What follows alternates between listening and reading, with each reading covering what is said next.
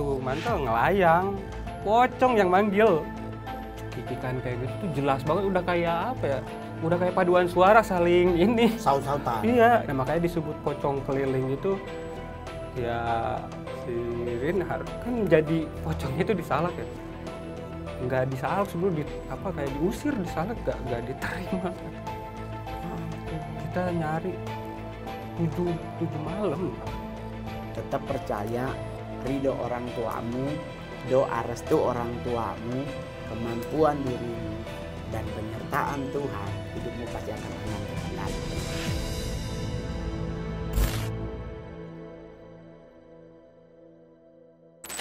Halo teman-teman Opera Squad, bertemu lagi dengan Mongol di konten luar biasa Kalapuna. Jadi ini adalah konten yang ngebahas banyak hal yang berhubungan tentang dunia-dunia yang nice to meet you. Dan kali ini kita kedatangan, Mongol tuh kedatangan narasumber yang punya pengalaman mistis di sebuah gunung di daerah Jawa Barat. Dia melihat langsung, jadi tidak diceritain oleh orang, tapi dia mengalami sendiri kasus yang menyeramkan ini bersama dengan teman-temannya. Dan kebetulan kejadian yang dia alami ini dia tulis di Twitter yang judulnya adalah Pocong Ririn, dan tulisan itu ternyata viral. Langsung aja kita panggil bintang tamu kita hari ini adalah Kang Arya. Kalau ini Arya yang normal, kalau yang Arya yang di YTT ngondek. Asik. Tapi nama bener Bang Kang Arya?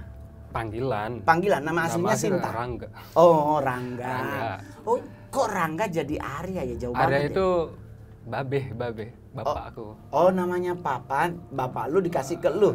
Arangga, jadi Arangga Arya. Oh, kalau nama gua nih ambil nama bapak gua namanya Acong. Aku namanya Bencong. Ya, temen gua ada tuh. Dia nama Mandarinnya Lu Bencong. Saudara gua ada, panggilnya Ko Akyong, nama Cinanya Lu King Kong. Jadi kan konten horor tidak berarti kita harus dalam kehororan dong. Betul. Jangan terlalu, masih gini. Gua pingin orang Kang Arya tuh menceritakan pengalaman Kang Arya untuk orang-orang tuh penonton Opera Squad namanya adalah biar mereka oh iya ya. Kayak begini ya gitu. Karena kan banyak seliweran. Ada kan cuma dari hasil diceritain orang. Kalau ini kan Kang Arya sendiri yang mengalami di wilayah Jawa Barat. Kang Arya, Mongol maksudnya nanya, kira-kira keberatan nggak kalau kasih tahu wilayah Jawa Barat di mananya? Itu di gunung atau di laut? Gunung. Wow. Kejadiannya kan di Gunung Salak itu kan Bogor, Sukabumi lah. Oh, daerah. Oke. Itu berapa tahun kapan? 2008. 2008. Sekarang 2020, berarti 12 tahun ya? Pinter nggak gua ngitungnya? 2022. Oh, jadi tapi Kang, itu Kang Arya mendaki ke Gunung Salak itu? Iya. Atau manen salak? 2008 ya, nemenin. Berapa orang? 7 yang ke Salaknya itu 7, terus yang nemenin 2 orang, jadi 9 sih. 9 orang. Nah, itu coba Kang Arya ceritain tuh kenapa? Ada hal mistis apa yang terjadi? Awalnya kan 2008 kelas 2 SMA. Masih sekolah Masih, tuh. 2008. Udah suka daki gunung? Enggak suka. Cuman dapat ini. Iya. Oke. Terus, nah. Akhirnya naik lah. Naik. Udah rencananya itu 3 malam, 4 hari 3 malam. Oke. Jadi langsung tuh nunggu di Lido, terus jalan Cidahu. Nggak sampai puncaknya, Bang. Nggak sampai puncaknya. Terus di malam pertama itu udah kerasa banget. Udah kerasa banget horornya lah. Banyak suara-suara kayak gitu mah udah gak aneh lah. Ya. Terus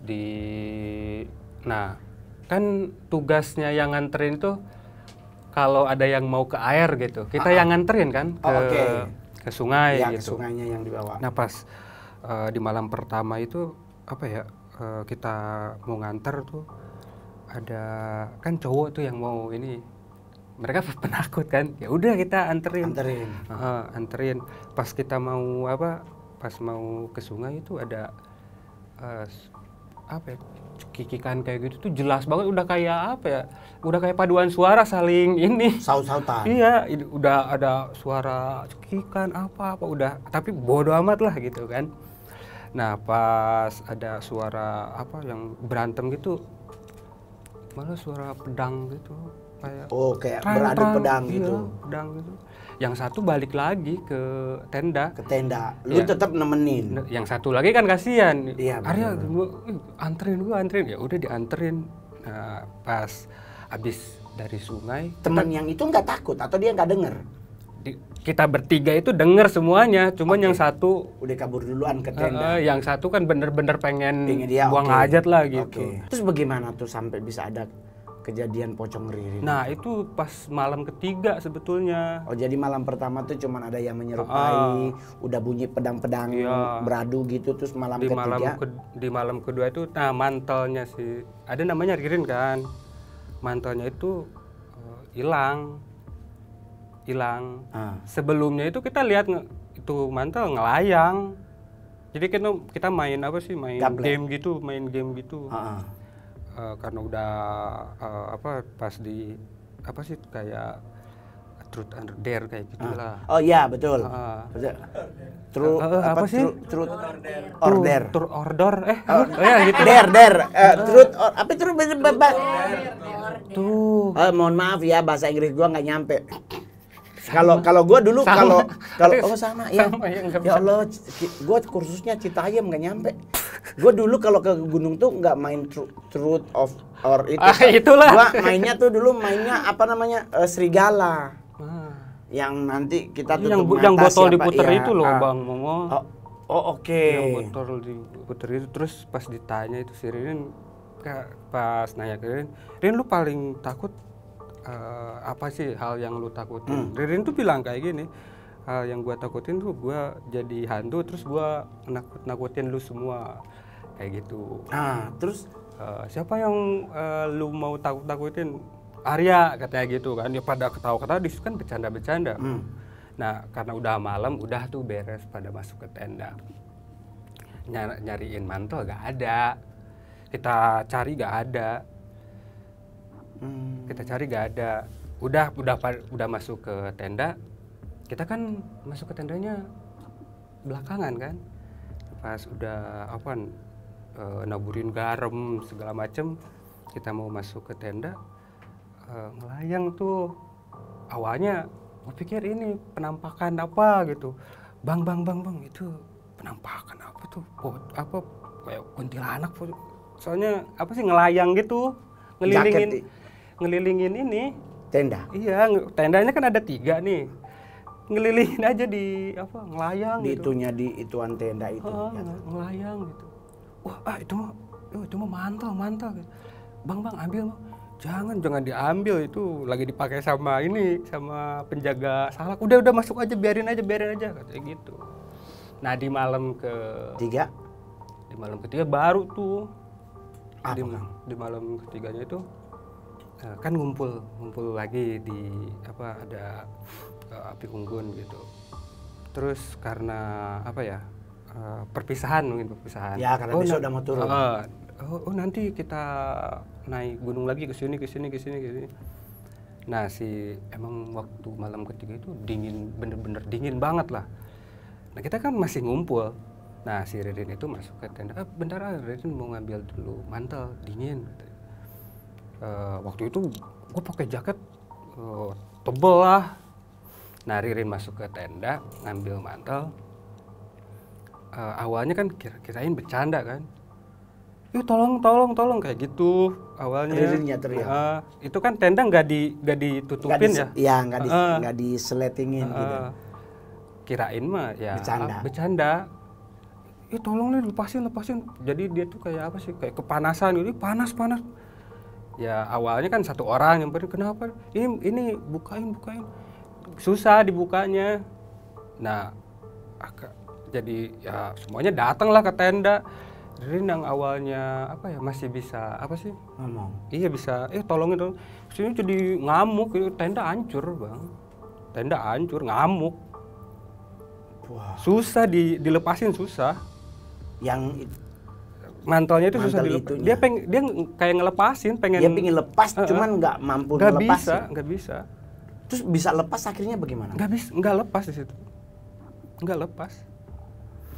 Malah pas kita mau ngelepasin tuh, nah kan si tendanya itu hancur. Itu pada rubuh pastinya. Itu kayak ada yang seret. Si Ririnnya. Iya, kita kan berusaha buat ngelepas, ya. tapi nggak bisa. Terus diseret. Ya, tolongin. Ya gimana diseret cepet banget. Diseret tuh dari misalkan tenda ke berhentinya tuh kan di pohon. Itu ada 10 atau 15 meter diseret itu. Diseret kayak diseret tapi nggak kelihatan yang nyeretnya. Nah, pas di pohon dia berhenti di situ. situ. Nah, kita kan mau coba lagi ya, buka. Pas kita ngedeket malah ke atas. Maksudnya naik ke? Iya, kayak ada yang menarik ke atas. Kayak ditarik di sini, ditepuknya naik ke atas gitu. Nah, terus teman-teman yang lain apa yang dilakuin? Pada bengong gimana itu, pas di bawah aja kita nggak bisa, apalagi naik ke atas. Ngelayang gitu. Itu kan mantap. Terus Ririn tuh pakai apa sih? Celana training kayak gitu. Jadi dia kayak keikat begitu sama mantel. Iya, jadi pelan-pelan sih, dikit-dikit gitu jadi mengkerut. Akhirnya jadi kayak terus apa sih? Ya jadi itu. Jadi kayak kita kayak ke wrapping ya. Kalau di bandara koper. Terus ya jadi pocong. Terus bagaimana akhirnya dia bisa lepas dari? Nggak lepas kan di situ. Kita langsung turun itu. Ya kita takut juga. Nggak bisa nolong. Ya udah langsung kita turun ke bawah. Mau minta tolong sama yang bisa lah gitu. Itu kan udah nangis belum saya. Lu udah nangis? Nangis, takut. Karena momen pertama lu naik gunung terus kejadian seperti itu. Iya, sekarang aja nyeritainnya kayak apa ya? Seru apa gimana? Pas kejadiannya pasti nangis. Nangis. Ya? Ada keinginan lagi naik gunung? Agak. Pindah laut aja? Enggak. Tapi Sukabumi kan juga ada laut. Banyak. Selatan. Iya dong.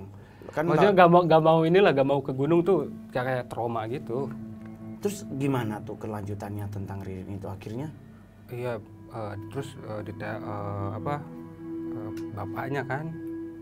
bapaknya kita ngabarin ke bapaknya, Ririn berubah jadi pocong. Nah, bapaknya tuh ngamuk-ngamuk.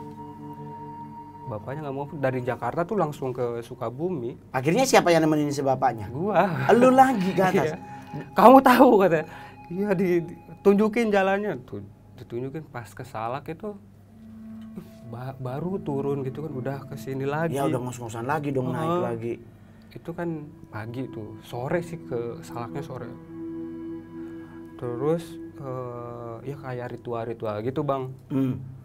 Ditanyain, kita nyari Ririn di situ nggak ada. Terus ada datang kayak apa ya, penunggu Salak gitu. Kita nanyain ke situ, ada orang pinternya gitu. Nggak ada di Salak. Kita udah kayak diusir gitu, nggak diterima di Salak juga. Nah makanya disebut pocong keliling itu ya, si Ririn kan jadi pocongnya itu di Salak ya. Nggak di Salak sebelum kayak diusir di Salak, nggak diterima. Kita nyari 7 malam bang. Setiap malam tuh orang-orang seumuran itu yang masih sekolah jam 7 jam 8 masih belajar, jam 9 udah pada tidur. Gue jam 10 masih nyari pocong bang. Nemenin bapaknya kan yang nunjukin jalan. Itu nyarinya itu ke, nah emang belum setiap cerita kan di Twitter juga nggak diceritain nyari Ririn itu kemana-kemananya. Selama 7 hari itu, 7 malam itu kita nyarinya ke TPU yang ada di Sukabumi. Kenapa akhirnya? Sukabumi Bogor sih, Sukabumi Bogor. Bogor. Kenapa akhirnya harus milih ke TPU nyari? Katanya kayak habitat pocong itu di TPU. Adanya di TPU katanya gitu. Itu kalau ke TPU ada ritual kayak gitu. Nah pas pencarian itu kan pocong itu ada tapi bukan Ririn. Di kayak kemat, kalau bahasa Sundanya itu kayak didatangin, biar datang, biar hadir. Ya bukan gitu, ini ke TPU ini nggak ada, TPU ini nggak ada. Kalau nggak ketemu 7 hari itu Ririn katanya hilang, mati. Maksudnya Iya. udah nyebrang ke Kayak dunia lain. Iya. Terus, nah di malam ke-7 baru ketemunya itu. Ketemunya di mana? Itu sayembara segala bang dulu. Sampai dibikin sayembara untuk Dulu di menemukan Ririn Sukabumi itu pada apa ya? Pada nyari-nyari lah pada ini. Tapi ada nggak, maksudnya nyari orang pinter yang ada di seputaran Bogor Sukabumi? Iya. Terus mereka ngomongnya apa? Yang nyembunyiin Ririn tuh siapa? Ya Pak, nggak tahu lah itu kan, maksudnya bapaknya Ririn emang minta tolong ke kiai, datang ke orang-orang pinter itu datang, pokoknya kalau ketemu mau minta apa aja Kan dikasih, yang penting iya. ketemu anaknya. Terus ada salah satu guru gua bang, itu kan yang lumayan bisa gitu. Kan gua bilang kan, ini ada satu guru, nanti gak kalau ketemu saya mau umroh nih katanya gitu. Emang nggak ketemu sama guru saya. Tapi apa yang, maksudnya ada ritual-ritual Ada apa ritual aja yang lagi. dilakukan oleh orang-orang untuk nemuin itu? Wah banyak banget ritualnya, ini itu udah segala. Ada pengorbanan binatang untuk Iya itu mah apa kayak sih, ayam apa sih? ayam cemani. Iya yang gitu. kayak gitu tuh udah Nggak ada ayam Kentucky ya? nggak ada, harusnya kan ayam geprek ya. Iya, ayam geprek dong. Ini Sian ayamnya dong. saya itu tiap kalau nih misalkan dia ke TPU nih bang, itu ayam satu mah disembelih di situ juga. Tapi tetap hasilnya nggak ada. Datang tapi ada. Bukan Ririn. Gitu. Oh ya, yang nyaru-nyarunya. Jadi kayak apa sih? Kayak ngasih petunjuk ini di sini kayak apa sih? Ya bahasa-bahasa kayak gitu kan kita mah nggak ngerti ya. Dulu mah wah udah apa sih? Ya umur 17 tahun Bang Mungol udah. Ya, tapi kan kayak itu gitu. otomatis kan umur-umur yang lebih banyak pingin tahu, rasa penasaran tuh pasti tinggi banget. Tapi takut bener-bener itu ngelihat Dengan penampakan mata kepala sendiri iya. kasusnya ya. Iya. Terus akhirnya ketemu Itu pas Hari malam ke-7. Itu sebentar yang nemuin siapa, Bang? ada ini yang dari selatan, orang pintar dari selatan. Oke. Itu kayak ada padepokan kayak gitulah. Heeh. Jadi orang-orang pintar itu dari Garut Selatan. Sendirian dia datang. Enggak, itu ada Dia bawa timnya? Bawa timnya. Terus lu yang menjadi pengantar ke lokasi. Iya, jadi Arya ini tahu gak ini di mana? Oh di sebelah sana sebenarnya. Jadi cuman nunjukin jalan sebetulnya. Itu kalau nyari juga 2 mobil nih. Itu di belakang ada 8 motor kayak gitu. Terus yang terakhir di Rombongan hari ke-7 itu dia melakukan ritual apa akhirnya bisa Ritual. ketemu? Nah, ada di kampung gitu. Dikasih tahu ada di kampung, ada di Genteng gitu. Di Kemat, ada di kebetulan mungkin lagi Disembunyiin. lagi lewat mungkin, terus kena apa gimana lah, oh ini ada di sini, terus dikunci kayak gitu katanya, dikunci, jadi gak bisa kemana-mana lagi. Nah itu ada di Genteng bang, itu juga datang ke situ jam 10 jam 11-an, baru ketangkapnya itu jam 3-an. Awalnya tuh udah kayak asap aja. Padahal kan udah terkunci ya, tapi untuk membuat dia bisa muncul sampai harus sepersekian lama. Lama itu berapa jam, masih ini ritual-ritual kayak gitu, ritual juga. Terus kenanya itu kayak si orang pinternya itu kayak ngelemparin ini tali ke genting gitu. Kayak jala gitu. Iya, letak. iya kayak gitulah. Oh. Terus ditarik kayak gini. Awalnya kan kayak asap, tapi pocong, bentuknya pocong gitu, tapi asap. Apa gitu asap. Dari atas itu asap, tapi pas ke bawah udah kayak mayat itu apa? Pocong beneran, iya. udah kelihatan. Dohirnya itu kelihatan. Berarti yang terakhir itu orang selatan berarti. Iya. Iya, berarti orang Dari laut. Dia apa sih? pakai Iya, pakai jala. dari selatan. Itu dari selatan. Nah, terus kan apa kan kain kapan kan Bang Mo ya? Itu gak tau lah pakai doa-doa kayak gitu. Terus ditarik gitu kan itu. Kain kafannya peletak. Ririnnya telanjang. Terus si kain kapan, kita kan melihatnya kain kapan ya, itu jadi mantel. Yang mantel yang ngikat dia iya, itu. dibakar itu ada kayak tisu Bang Mongol. Kan ya kaos aja dibakar pakai ini kan susah ngelebur kan. Iya. Itu mah udah kayak tisu aja. Wah. Lebur zat. Terus Si Ririnnya? yang awal pertama ketemu itu montok lah apa? Ya montok. Iya, Ya. ininya Sekel. sekel. Tapi pas hari ke-7 Mulus. Oke. Mulus. Itu pas itu Ceking. kurus. Padahal cuma 7 hari. 7 hari. 7 malam berarti. Iya, maksudnya jadi kalau dalam itu juga kalau gue boleh jujur, dalam dunia satanik itu juga ada namanya jaring roh. Jaring roh itu adalah jaring yang kayak jala, peletak. Nah itu biasanya kalau seandainya kita mau nangkep sesuatu yang kita udah tahu dia ada di situ, nah itu pakai itu. Iya, kayak Jadi dia gitu. akan ditarik, Iya, ditarik. dia kayak narik ikan. Iya. Oh, jadi dia nanti ada di dalam jaring itu. Iya. Tapi butuh 7 hari dan butuh 7 sampai malam. disayembarain ya. Sayembara itu. Gila kayak nyari laki dulu ya. Seorang anak raja mencari suami pakai sayembara, siapa yang bisa angkat panah. Beneran itu Bang, rame dulu. Tiap gang misalkan ini ngomong tiap kampung ini pocong keliling. Rame banget dulu. Kan kadang-kadang kalau di saat kita naik gunung, karena gue juga selalu mengingatkan kalau naik gunung itu kita nggak boleh takabur. Karena kadang-kadang kita itu mentang-mentang jago udah keseringan ke gunung, itu kadang kita suka sok. Iya. Nah biasanya penunggu itu nggak suka orang sok. Jadi ada tata keramanya, ada do and done-nya. Jadi juga teman-teman opera squad yang mungkin punya teman atau mungkin suka naik-naik gunung, mulai sudah mau mendekati titik puncak itu udah krusial area tuh. Itu pasti udah ada selembar dunia lain di titik situ. Kayak gerbang. Iya, perubahan diri itu akan terjadi. Lu mungkin ngerasa cuma 2 hari, tapi di sana itu dia rasanya udah bulanan. Nah jadi kita nggak boleh tuh yang gua mau ya Allah masih bagus lu ketangkep. Kadang kan ada yang nggak pulang-pulang. Nah jadi itu yang itulah yang di konten Kalapuna ini adalah kita pingin ngebahas bahwa kita itu nggak boleh terlalu sok. Nggak boleh terlalu merasa gue kan punya pelindung, gue kan punya pegangan, gue punya cincin dari Pak Kiai, gue punya jam tangan dari Pak Pendeta. Jadi akhirnya kita seolah-olah kita tuh lebih hebat. Nggak boleh.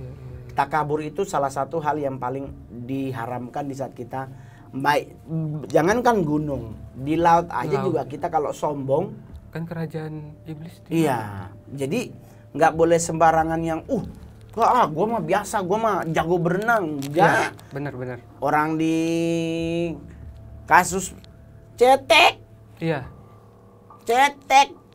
pusernya aja masih kelihatan. Dia berenang sok-sok, tau-tau ditarik, peleteng, hilang. Ketemunya di pulau seberang.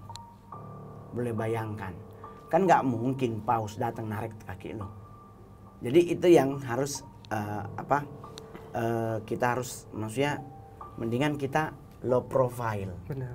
Ya, kalaupun orang bilang kayak gua kan syuting. Gua kalau syuting acara YTT, gua nggak mau takabur, gua selalu misi. Karena orang nanya, kenapa lu misi sama pohon? Masanya begini, Bro. Kalau lu nggak bisa lihat kan berarti lu nganggap nggak ada. Nah, buat kami yang bisa melihat kan kita tahu ada siapa di situ. Gue penasaran sebenarnya ada satu. Gue pengen balik ke kondisinya Ririn. Jadi di saat diketemukan itu kan kain yang dia gunakan itu kan lu bakar. Dibakar sama orang yang nemuin itu kan, yang orang selatan itu kan. Kondisinya Ririn bagaimana secara fisik? Secara mental? Ya udah kayak orang apa? Linglung. Iya. Udah nggak sadar gitu, tapi cuman kayak ngomong apa ya? Pengen pulang kayak gitu kan. Terus di situ kan ya badannya kan tadi yang tadinya montok terus jadi jangkis, kurus banget lah. Terus banyak luka luka bakar. Apalagi kalau lihat kakinya kan ya sebelum kejadian itu kan ya lihat dia kakinya gitu kan mulus. Tapi udah ketemu itu udah banyak luka bakar. Berarti di saat Ririn diseret oleh makhluk tersebut pindah ke alam sebelah, Ririn tuh nggak manut di sebelah. Oh, gak ngerti. Ya, dia nggak manut. Karena biasanya kalau dia nyebrang ada 13 versi sebenarnya. Ada yang nanti dikasih nasi kuning, dikasih makan oleh makhluk. Oh iya Ya. iya pernah dengar. Ada yang dikasih kayak opak, tahu nggak apa yang singkong itu loh yang jadi kerupuk. Opak namanya. Terus kalau di kampung tuh kadang taruh gula merah kayak ya kan, digoreng terus ditaruhin gula, yang gulanya dibikin cair dulu terus. Nah itu ada beberapa pemberian dari itu, kalang dikasih sukun yang laki. Tahu nggak sukun laki kan? Kalau sukun yang perempuan tuh bulat, yang sukun. laki itu kan bentuknya kayak kelamin gitu kan. Nah itu kadang kita pikir itu es krim. Nah itu kalau kita nyebrang dari dunia kita ke dunia sebelah. Nah kalau seandainya Ririn mengalami luka-luka dengan kondisi dia jauh berbeda di saat lu berangkat ke gunung itu, berarti Ririn di saat nyebrang dunia dia berontak, nggak mau nurut gitu. nggak mau nurut. Nah bapaknya gimana di saat anaknya akhirnya ketemu? Ya di situ mah dia kayak apa? Ya kayak senang gitu. Nggak ngomong apa-apa. Ya, nggak, itu kan hubungannya sama orang-orang pintar udahlah, nggak diajak ngomong, kita masih kecil, udah gini udah kan. Terus dibawa ke rumah sakit tuh Ririnnya. Di rumah sakitnya daerahan Sukabumi juga. Dirawat 2 atau 3 hari. Kita kan masuk sekolah ya. Pas mau pulang ke Jakarta juga sempet datang ke sekolah.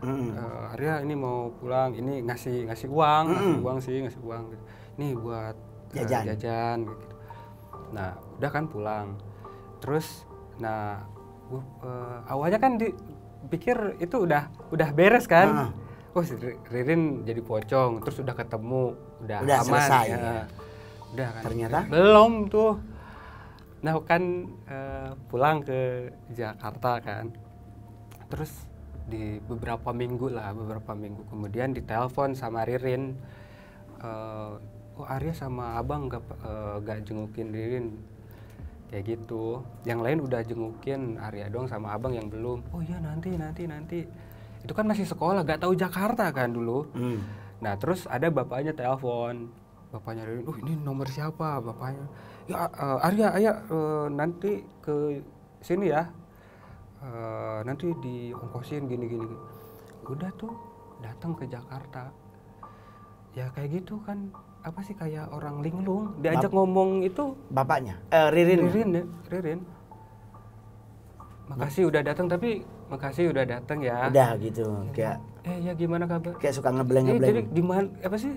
Kadang-kadang ngomong juga biasanya kan ngobrol kita saling ini mah kayak suka ngebleng, nanti sadar lagi gitu. Beda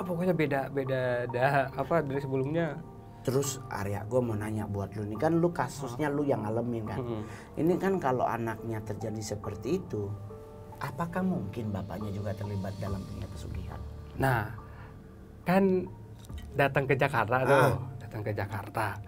Terus kita kan dalam pikiran gua, kita siang datang, sore udah pulang lagi ke Sukabumi.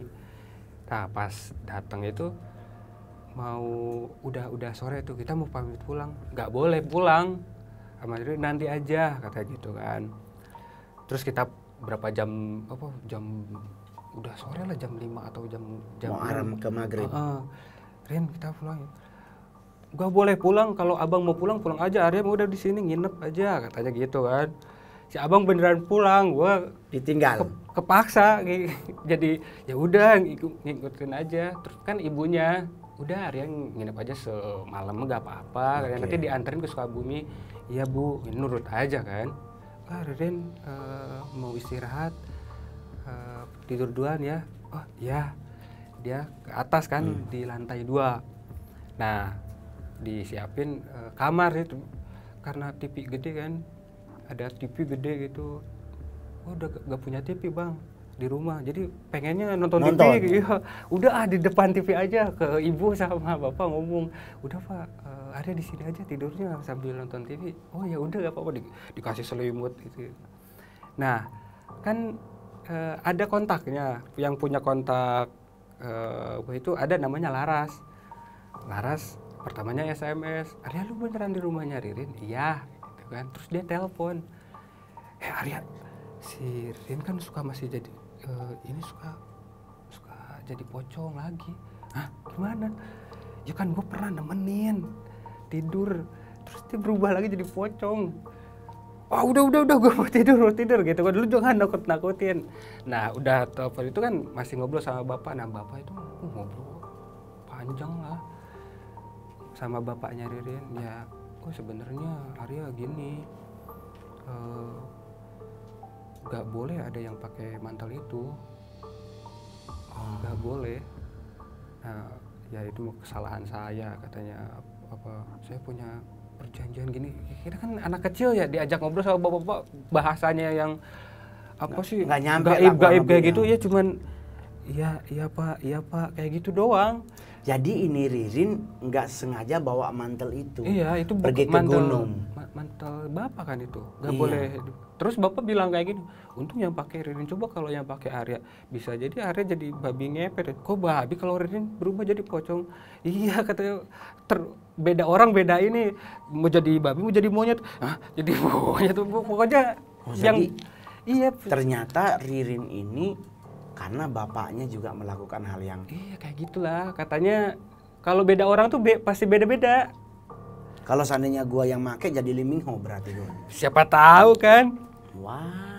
Iya jadi artis K-pop gitu kan. Pokoknya beda. Kemungkinannya katanya jadi ular, jadi monyet, jadi babi. Kalau cowok, kalau cewek ya jadi nggak bisa jadi landak gitu. Atau koala gua suka banget. Udah kan. Nah, bapak tidur. Gua kan tidur sendirian kan di sambil nonton TV gitu. Terus lu ngerasa apa di rumah? Nah, ini kayak gini nih. Ini misalkan depan ini tuh TV, ya, TV gede banget. Betah banget nonton TV lah. Mana nggak ada semut-semutnya. Oh ya. Ya kalau nonton tetangga kan semutan. Iya. Wah, apaan gitu. Itu mah jelas banget, mana TV berapain tuh gede, betah. Kalau dianggap dulu sempet nyesel juga sih. Udah Arya tinggal sini aja. Dulu kan ingat mama sama papa kan. Kasihan mama papa sama adik saya susah, saya senang sendirian gitu kan. Ya, pengen sebenarnya. Terus akhirnya apa yang terjadi? Pas nonton ada itu, something. Arya tidurnya di kamar Ririn aja gitu kan. Di sini aja. Di kamar Ririn aja. Pas nengok begini jadi pocong yang manggil. Hah? Si Ririn bener jadi pocong. Berarti iya, jadi kata Laras itu berarti kirain kan si Laras cuma apa ya? Nakut-nakutin lu doang gitu. Beneran jadi pocong. Jadi lu nggak tidur akhirnya? Begini bang, ini nih misalkan di belakang tuh si Ririn, gua kan udah kayak kepaku aja begini. Serius itu nangis. Manggil bapak kan ya? Manggil bapak. Pak, tapi rumah gede, manggil. Udah di kamar Ririn aja tidurnya. Bapak, begitu nangis gimana sih bang? Akhirnya besok lu pulang besoknya? Enggak, itu manggil si bapak dulu, bapak keluar terus digendong sama si bapak. Ririnnya? Iya digendong, pocong bang. Lah tuh jaket berarti masih dipakai dong itu kemarin? Katanya tuh kan itu, jadi udah meskipun udah ketemu ya nggak ngerti masih waktu itu. Masih ngembet masalahnya. Iya, jadi masih yang sana tuh masih mengklaim. Iya, jadi masih suka jadi itu kan udah. Tapi lu masih punya kontak nggak sama bapak itu? Enggak, terakhir tuh 2010 bang. Lu kalau masih punya kontak, gua punya solusi sebenarnya. Gue juga pengen minta solusi sama dia. Ruqyah paling benar. Hah? Itu kan udah segala macam itu bang. harus diruqyah. Segala macam itu. Tapi kan kalau ruqyah juga bukan sama orang yang tahu ya percuma. Ya pokoknya di situ baru lihat lagi tuh, kirain emang udah apa ya? Sembuh karena udah dibakar kan, ternyata masih itu kan. Jadi ini. Udah Arya tidur di kamar Ririn aja, temenin Ririn. Itu bang, gue di kamarnya Ririn ya. gue dekat pintu itu ya pocong, gue nemenin pocong tidur. Kata kalau si Ririn itu kan Arya di sini aja tidurnya di sini. Lu pocong anjir. Lu pocong. Jadi ini ceritanya Ririn ini karena bapaknya juga dulu melakukan hal-hal yang berhubungan dengan pesugihan, berarti Ririn ini kena kutuk dari bapaknya berarti dong. Iya mungkin. Karena kan nggak, kalau seandainya jadi karena dalam dunia pesugihan itu atau dalam dunia okultisme itu kan ada namanya tumbalnya dan ada larangan yang nggak boleh. Maka teman-teman gue juga begitu. Jadi bapaknya tuh buat nyaruh sajennya tuh di di gelas ini. Sama anaknya nggak sengaja gelasnya dipakai buat minum. Anaknya jadi. Jadi di saat bulan tertentu, di saat tertentu dia akan menjadi seperti kayak begitu. Nah itu berarti ini juga jadi seperti itu. Nah itu adalah salah satu bahaya yang paling kita harus waspadai. Jadi kalau pingin sukses, pingin kaya, mendingan dengan cara yang lebih baik, lebih elegan. Kerja atau mungkin cuma jualan koran atau mungkin, tapi kita bisa menikmati hidup tanpa ketakutan. Ya dong, dan lu juga akan menjadi traumatik buat lu secara pribadi karena lu yang nganterin ke gunung, lu datang ke rumahnya dulu ngelihat dia jadi pocong. Nah, hal-hal seperti itu lu ngerasain nggak sampai hari ini? Maksudnya traumatik itu udah lu bisa sembuhin atau masih kayak kebayang-kebayang gitu? Kalau kebayang-kebayang sih suka bayang, cuman udah kayak jadi udah dianggap santai ya? Iya, jadi kalau dulu mah ya bener-bener 2008. Pokoknya pas SMA itu bener-bener suka ingat gitu. Kalau lagi jangankan lagi lagi ngaji aja. Misalkan kadang-kadang lagi sholat lah, lagi sholat gitu. Lagi sholat tuh kan jadi ingat pocong itu. Iya, suka kebayang-bayang gitu dulu tuh. Tapi sekarang udah beda. Aman ya? Oke. Udah biasa aja. Jadi buat teman-teman Opera Squad, Mongol cuma mau ngasih tahu bahwa dalam dunia pesugihan itu kan selalu menggunakan perantara. Jadi kalau pingin kaya, dia harus menggunakan perantara. Nanti di saat dia perantaranya menyatakan, oke, ini kan gue pernah sampai bikin materi stand up tuh. Orang pingin kaya kan nyarinya blorong. Ya kan, katanya kalau pingin kaya tuh harus ke Nyi Blorong. Nanti kalau Nyi Blorong itu merestui lu kaya, dia ngambilin sisik ulernya kan, dikasih ke orang biasanya 3-5. Ya, kalau mau biduan yang laku ke utara, ya, ke jadi Lanjar. Cirebon ya. Jadi lu bisa bayangin kan penduduk DKI Jakarta berapa puluh juta. Terus kalau 10% yang ngambil sisiknya blorong, telanjang blorongnya nggak ada. Iya, kasihan kan. Jadi suka nggak logik. Iya. Tapi kalau bicara bicara benda tuh pasti ada benda-benda seperti kayak Mongol yang dia gelas, ada yang cawan, itu loh yang kalau kita makan bakso yang ada ayamnya. Mangkoknya gitu. Nah, ada tuh benda kayak gitu. Iya, mangkok itu nggak boleh dipakai. Siapa yang make akan menjadi mangkok. Iya, jadi kayaknya jadi mangkok. Nggak mungkin lah gitu. Jadi kalau ditanya benda-benda kayak gitu banyak. Iya, nah kalau ditanya apakah berhubungan dengan satanik, ya pasti ada hubungannya. Jadi buat teman-teman suka DM di Instagram Opera, DM di Instagram Kamongol, DM di Instagramnya Nanda, Didi, Caca, teman-teman yang DM ke beberapa orang-orang Kiprana, ingat baik-baik kalau pingin sukses, mulailah dari menanam satu biji. Nanam hal yang kecil yang baik. Karena kalau lu nanam biji rambutan, itu cuma satu biji. Tapi di saat dia berbuah itu 10 karung. Iya dong. Jadi otomatis mulailah dengan cara yang pertama adalah ya udah kita berjalan pada ridho Allah. Kita berjalan pada jalan yang Tuhan tetapkan. Masalah capek, masalah apapun yang selama bisa menikmati hidup di Jakarta, nikmatin aja. Taman Untung Suropati itu gratis masuk. Lu nongkrong aja. Gua dulu waktu gua gembel gua ngobrol sama patungnya. Gua manggil dia emak. Karena gua nggak tahu gua mau ngobrol sama siapa.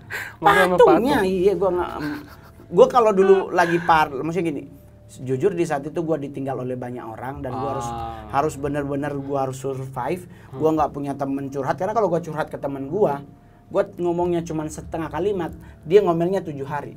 Oh iya iya. Sekarang gue jadi artis, mereka lah yang paling pertama ngaku saudara. Bisa gitu ya? Iya. Jadi buat teman-teman semuanya, pengalaman Kang Arya ini adalah pengalaman yang dia tahu, dia ngerasain dan dia mengalami hal tersebut. Jadi pastikan ada juga teman-teman Opera Squad yang nonton yang punya pengalaman yang sama. Bolehlah coba-coba DM ke kita, ya kan? Atau komen di konten kita, gue punya pengalaman unik nih begini.